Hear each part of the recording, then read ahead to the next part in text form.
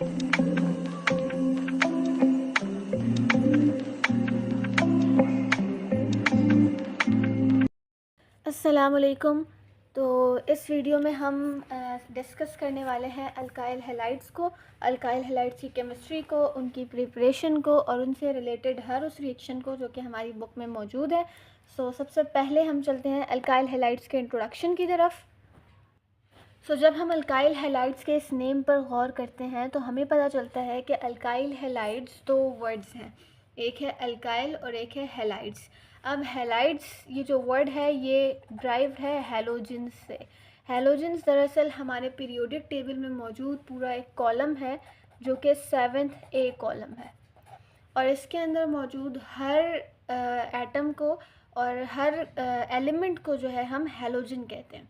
और हैलोजन के अंदर हमारे पास शामिल है सबसे पहले फ्लोरीन, फिर क्लोरीन, फिर ब्रोमीन और फिर आयोडीन एंड लास्ट पे एस्टर्टीन आता है, बट एस्टर्टीन को हम डिस्कस नहीं करते। ये है हमारे वो हैलोजेंस जो कि फॉर्मेशन ऑफ अल्काइल हैलाइड्स में यूज़ होते हैं। तो जब हम अल्काइल हैलाइड्स की बात करते हैं तो इन हैलाइड्स का मतलब होता है कि इन चारों एलिमेंट्स के अंदर से कोई भी, ठीक है। अब वो अल्काइल फ्लोराइड भी हो सकता है, अल्काइल क्लोराइड भी हो सकता है, अल्काइल ब्रोमाइड भी हो सकता है और अल्काइल आयोडाइड भी हो सकता है। और हैलाइड्स का मतलब है कि ये चारों इसके अंदर शामिल हैं।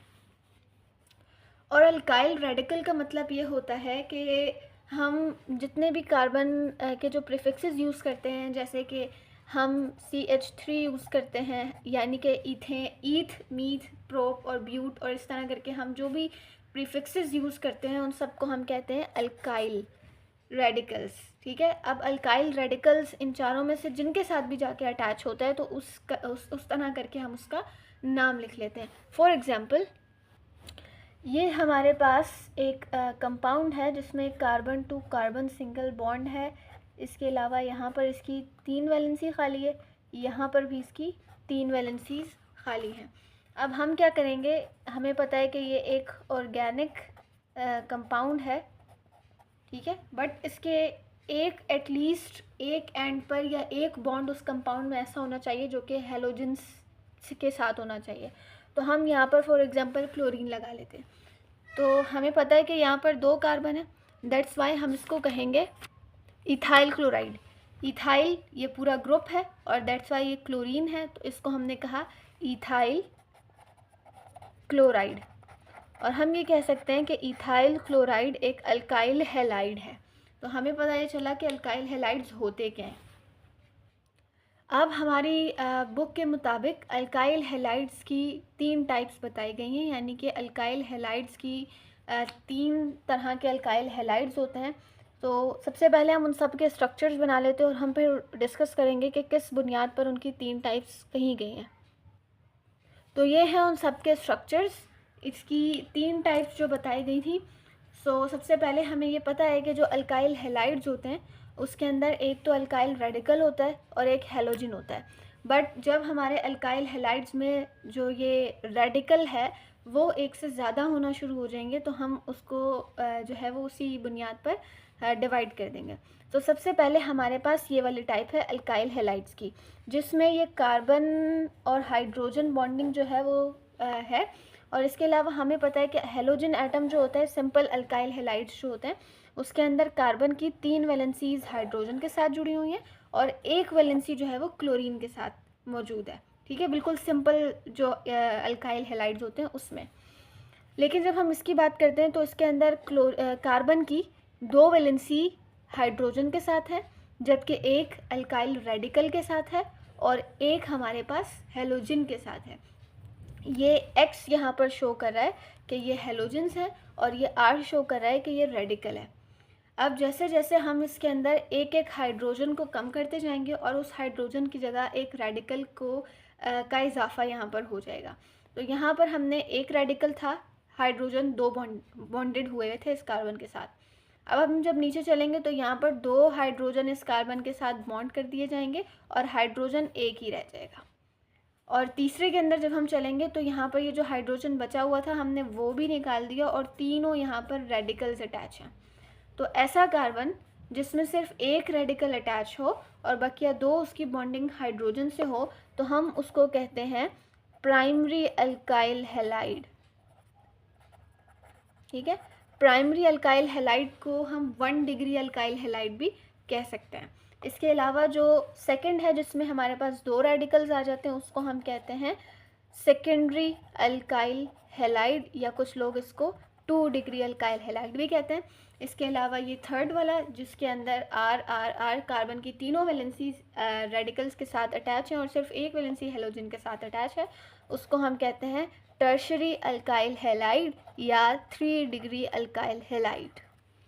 राइट, तो यहाँ पर इसकी टाइप्स और इसका इंट्रोडक्शन कंप्लीट होता है कि अल्काइल हैलाइड्स होती।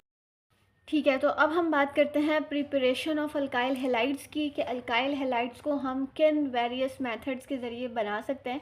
तो यहाँ पर हमारे पास 1 2 3 4 और 4 रिएक्शंस तकरीबन हमारे पास दिए हुए हैं अल्काइल हैलाइड्स के, तो हम उनको डिस्कस करते हैं। ठीक है, तो सबसे पहला रिएक्शन हमारे पास है अल्कोहल विद हाइड्रोजन हैलाइड, यानी कि हाइड्रोजन हैलाइड का रिएक्शन करवाओगे अल्कोहल के साथ तो जो प्रोडक्ट हमें मिलेगा वो होगा अल्काइल हैलाइड। ठीक है, तो बस अब हमने इसको सिर्फ बोलना नहीं है, हम इसको इक्वेशन के ज़रिए प्रूव करेंगे, लेकिन हम सबसे पहले ये देखेंगे कि ये अल्काइल हाइड्रोजन हैलाइड्स क्या होते हैं। तो अल्काइल हैलाइड्स का मतलब ये था कि अल्काइल ग्रुप के साथ हैलाइड्स यानी कि हैलोजन्स लगे हुए हों। इसी तरह हाइड्रोजन हैलाइड का मतलब है कि हाइड्रोजन एटम हो और उसके साथ कोई भी हैलोजन लगा हुआ हो। ठीक है, कोई भी हैलोजन का मतलब वो क्लोरीन ब्रोमीन आयोडीन और क्लोरीन ब्रोमीन और आयोडीन मोस्टली हम डिस्कस करते हैं, तो एक्स का मतलब वो तीनों होते हैं। ठीक है, अब उसके अंदर जो है वो हाइड्रोजन क्लोराइड भी आ सकता है और बहुत सारे कंपाउंड्स हैं।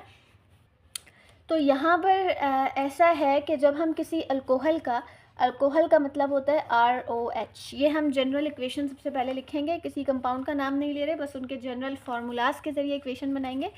तो ROH अल्कोहल है, जैसे हम ऑर्गेनिक केमिस्ट्री पढ़ चुके हैं, IUPAC नेमिंग अगर आप लोगों को आती है तो आप लोग को पता होगा कि अल्कोहल ROH होता है, यानी कि OH इसका फंक्शनल ग्रुप होता है और यहाँ पर कोई भी रेडिकल R की जगह आकर जो है वो लग सकता है।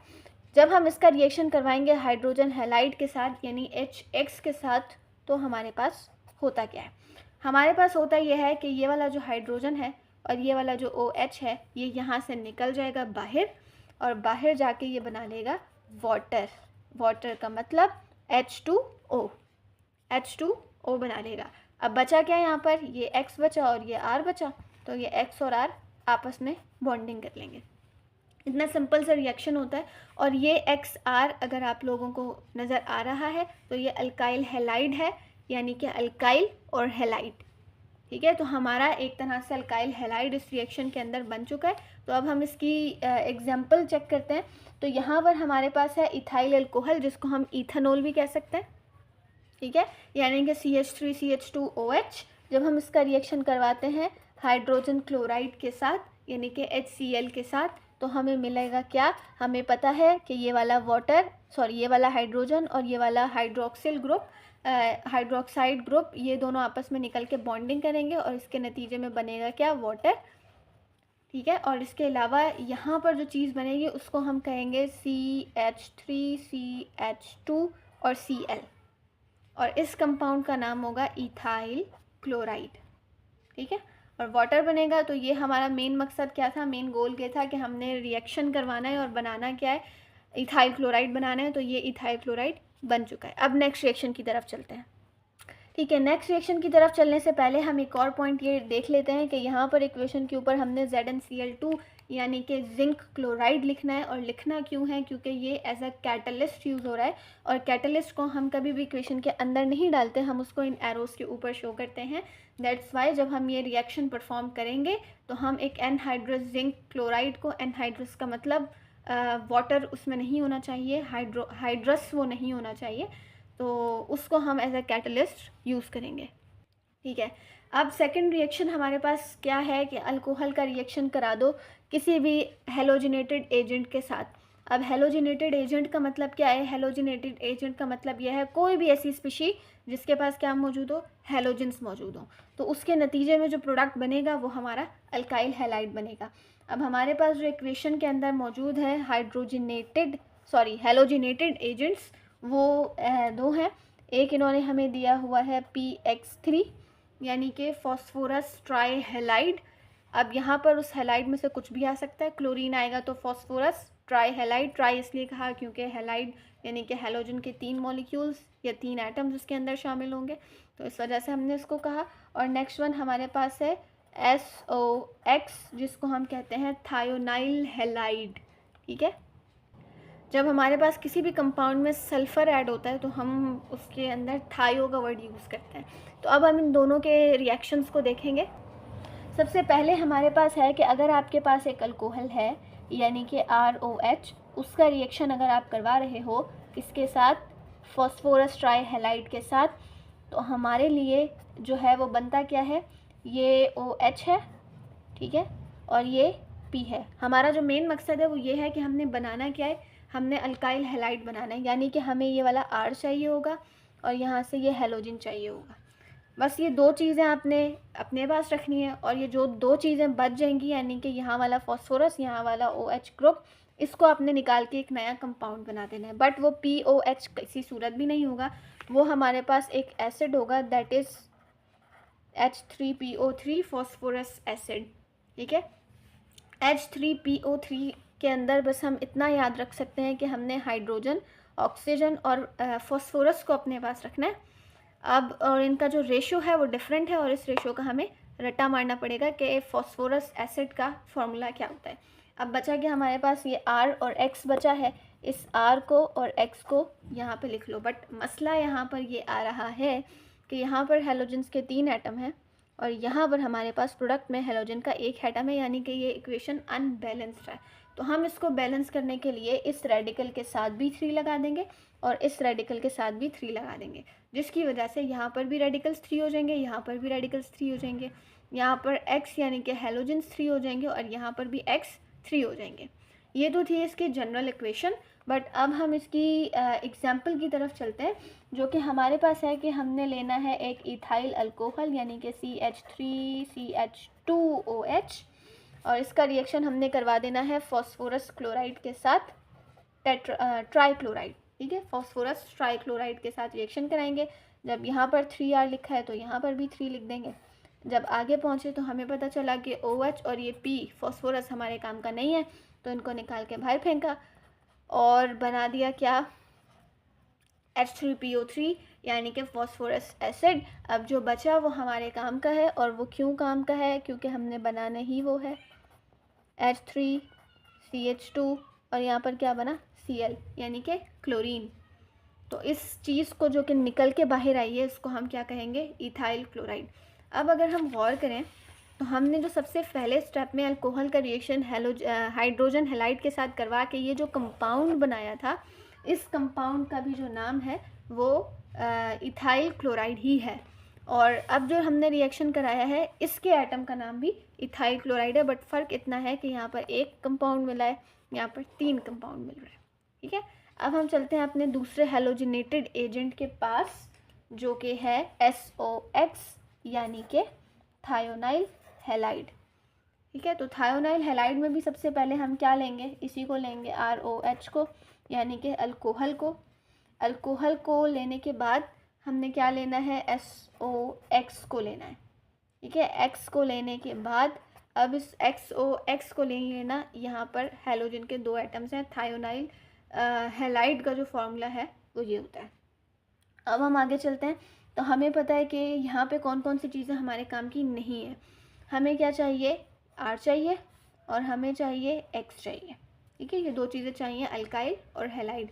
जो काम का नहीं है उसको हम क्या कहते हैं, उसको हम OH कहते हैं, और SO चाहिए, SO कहते हैं। ये हमारे काम का नहीं है, ये हमें नहीं चाहिए, तो इसके हम आगे जाके बाय प्रोडक्ट बना देते हैं। बाय प्रोडक्ट में इस S और O से हमारे पास बनेगी सल्फ़र डाइऑक्साइड गैस, और इसके अलावा इस H से और यहाँ पर जो भी कंपाउंड X का होगा वो बनेगा HX, यानी कि ये जो हेलोजन है इसके 2 एटम्स हमारे पास मौजूद है ना, ये X2 लिखा हुआ है। X2 का मतलब क्या है कि 2X इधर भी होने चाहिए, तो वो जो X है वो एक इस HX के साथ जाएगा और इस एक हमारे इस मेन कंपाउंड के साथ आएगा। तो हमें पता है कि हमें क्या चाहिए था, R चाहिए था और X चाहिए था, तो ये हो जाएगा R और X। ठीक है, यहाँ पर X 2 थे, यहाँ पर भी 2 हैं, एक ये है और एक ये है, ठीक है। तो ये था थायोनाइल हैलाइड। बट अब हम इसकी एग्जांपल भी एक देख लेते हैं जो कि एक बड़ी इंटरेस्टिंग एग्जांपल है। यहाँ पर भी हम अगर आप लोग गौर कर रहे हैं तो हम प्रिपरेशन के अंदर हमेशा इथाइल अल्कोहल को यूज़ कर रहे हैं और इथाइल क्लोराइड या इथाइल हैलाइड ही हम बना रहे हैं। तो यहाँ पर भी हम क्या लेते हैं, हम लेते हैं CH3CH2OH इथाइल अल्कोहल यानी कि इथेनॉल, और इसका रिएक्शन हम करा देते हैं थायोनाइल क्लोराइड के साथ। थायोनाइल क्लोराइड के साथ हमें पता है कि जब हम रिएक्शन कर देंगे सबसे पहले तो सल्फ़र डाइऑक्साइड गैस को बना लो, उसके बाद हाइड्रोजन, और X की जगह क्या यूज़ किया, क्लोरीन, तो यहाँ पर आ जाएगा HCl, ठीक है। और रिएक्शन में क्या है, R है, R क्या है, ये पूरा ग्रुप, तो ये R ऐसे उठा के यहाँ लिख दो, और जो X है वो क्या है, क्लोरीन है, क्लोरीन को यहाँ लिख दो। मीन्स लुब्बे लुबाब ये है कि हमें याद क्या करनी है, हमें इसकी ये वाली जो जनरल इक्वेशंस हैं, ये सारी जनरल इक्वेशंस याद रखनी है। अगर हमें ये याद रहती हैं तो हम फिर ये सारी इक्वेशंस खुद भी बना लेंगे, ठीक है। ठीक है, अब हम चलते हैं उस लास्ट मेथड की तरफ जिसके ज़रिए हम अल्काइल हैलाइड्स को बना सकते हैं। तो यहाँ पर उस रिएक्शन का नाम है हैलोजिनेशन ऑफ अल्केन्स। हैलोजिनेशन का मतलब होता है कि हैलोजेंस को ऐड कर दो, हैलोजेंस को डाल दो। अब डालना किस में, अल्केन्स में डालना है, ठीक है। अल्केन्स हमें पहले से ही पता है कि क्या होते हैं, सिंगल बॉन्ड जिनके अंदर जिन कंपाउंड्स में पाया जाता है उनको हम कहते हैं अल्केन्स। और इसके अलावा पहले प्रीवियस चैप्टर्स के अंदर इसकी पूरी जो है वो केमिस्ट्री मौजूद है, बट यहाँ पे हम वो डिस्कस नहीं करेंगे। हम सिर्फ ये देखेंगे कि हैलोजिनेशन ऑफ अल्केन करने से किस तरह कोई अल्काइल हैलाइड बनता है। तो हम कोई भी अल्केन ले लेते हैं, यहाँ पे हम ले लेते हैं मीथेन यानी कि CH4। इसका रिएक्शन किसके साथ करवाएंगे, हैलोजन के साथ करवाएंगे, क्योंकि हैलोजिनेशन करवानी है, हमने हैलोजन को डाल देना है। तो लेते क्या है, क्लोरीन लेते हैं। बनता क्या है हमारे पास अगर हम इसका पूरा इसको स्ट्रक्चर को खोलें ना, ये कार्बन है, कार्बन हमेशा 4 वैलेंसी बना सकता है, 4 बॉन्ड बना सकता है। तो अभी इसके चारों बॉन्ड इस हाइड्रोजन के साथ हैं। इस मीथेन का स्ट्रक्चर हमने खोला है तो ये इस तरह का मीथेन है। होगा क्या कि यहाँ से हाइड्रोजन का बॉन्ड टूट जाएगा, हाइड्रोजन का बॉन्ड टूटेगा तो हमारे पास क्या होगा, इस तरह की एक शेप बन जाएगी, और यहाँ पर कार्बन की एक वैलेंसी खाली हो जाएगी, और जो वैलेंसी खाली होगी वहाँ पर ये क्लोरीन आके लग जाएगा। बट यहाँ से एक हाइड्रोजन एटम बाहर निकलेगा, ठीक है, और यहाँ पे 2 क्लोरीन है तो एक क्लोरीन भी बाहर निकलेगा, तो क्या बना लेगा, HCl एसिड बना लेगा। तो पता क्या चला कि हमारे पास यहाँ पर बना CH3Cl यानी कि मिथाइल क्लोराइड, सही। तो ये 3 मेथड्स थे जिनके ज़रिए हमने क्या किया, हमने बना लिया अल्काइल हैलाइड्स को, ठीक है। अब नेक्स्ट वीडियो में इंशाल्लाह ताला हम SN रिएक्शंस को पढ़ेंगे, यानी कि न्यूक्लियोफिलिक सब्स्टिट्यूशन रिएक्शंस को और एलिमिनेशन रिएक्शंस को, ठीक है।